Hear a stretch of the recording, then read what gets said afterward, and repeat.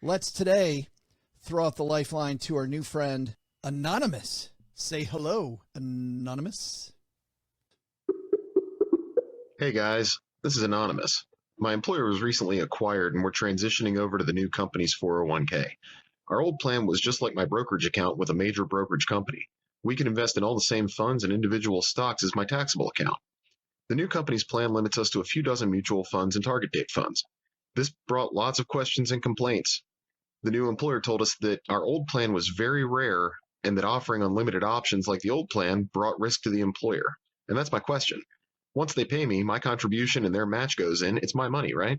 How is it a risk to them if I put it all on AMC and GameStop? I don't expect to learn anything, but thanks in advance for the large t-shirt. We will send you a code and you can have any size t-shirt you want. Go for the extra small, Anonymous. Yeah, it was great.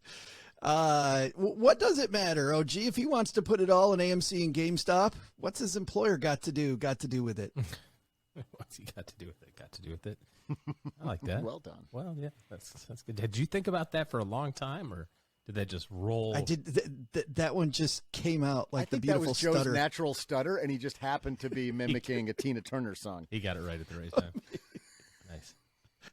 There's been a lot of discussion about workplace retirement plans and cost structures and fund options and all that sort of stuff. And over the last, 15 or 20 years, there's been a big focus on employers taking the responsibility for making sure that they're providing their employees with the good resources.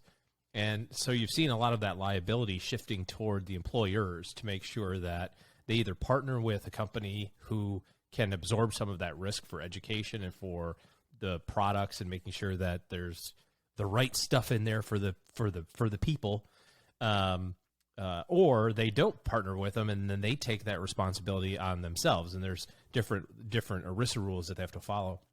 So that's what that's what the employer's talking about is, hey, we've got to follow these ERISA rules that say that we have to provide a prudent plan for you and not allow you to act a fool and put all your money in AMC and GameStop. Even if that would have made you money, that's still not prudent behavior. I think everybody would probably sign off on that as being true. So they're limiting their risk because they can't afford to have you, who you may be very sophisticated in your trading and you can do all that stuff and understand risk and be financially secure and so on and so forth. But then the person next to you in the cubicle or whatever next to you maybe doesn't have those resources. So they have to think of it as from a big picture in terms of the overall liability to the plan. So, yep, is what it is.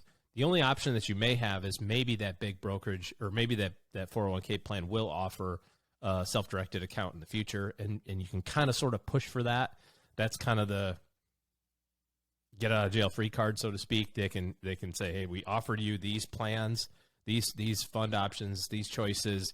You signed off on the fact that you wanted to put it on your individual brokerage side, and then you did with it as you please.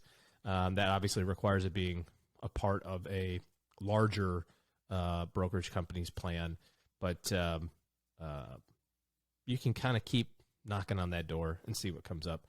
Yeah, the ERISA rules are something I think a lot of employees know nothing about, and it is frustrating in some ways, but in other ways you can see how an educated person can get themselves into a lot of trouble. Like Anonymous said, just take my 401k and treat it like I'm gambling.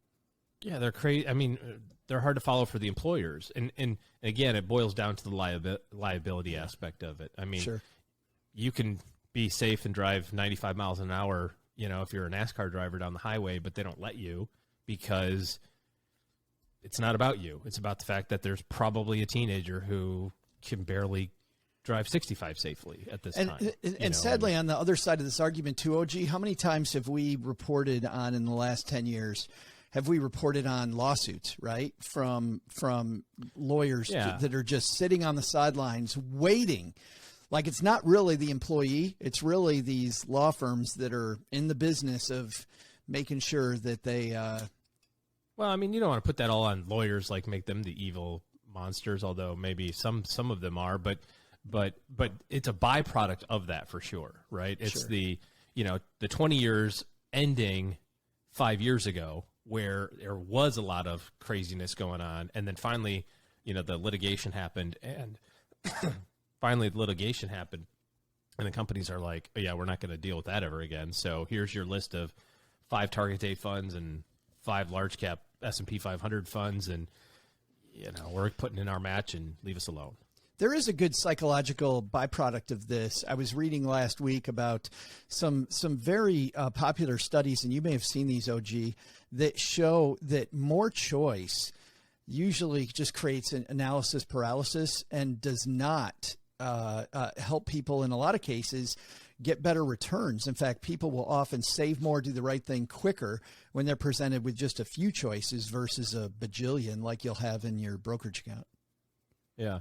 And I think the other thing that you could think about this too, depending on how your finances are structured, why not use this as the prudent bucket of money and then go, crazy, moonshot type stuff in your Roth IRA or something like that.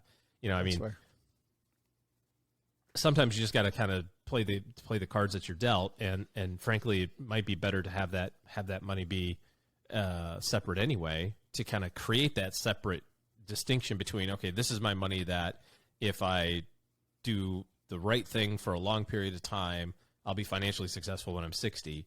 And then here's my money where if I do the crazy thing and I get right quickly, that's my financial independence money when I'm 50, But either way, you've got the 60 covered, just don't muck that up. Do that and then have fun, or try to hit it out of the park with something else. And also Valentine's Day suggestion as well, which is if you and somebody else have 401k's together, person you're planning with, your spouse, I like the fact that if different 401k's have different strengths, don't try to be well diversified in both of them.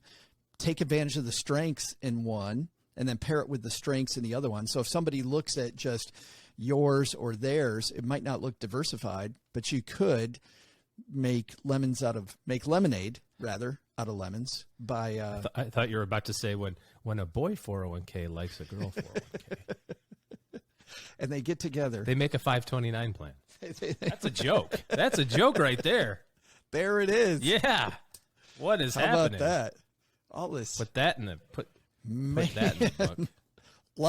I think it's time to lock it in. Thanks for that question, Anonymous. If you've got a question for the show, head to stackingbenjamins.com/voicemail, and you too can brag about what size t-shirt you're going to award yourself after you've been on the show.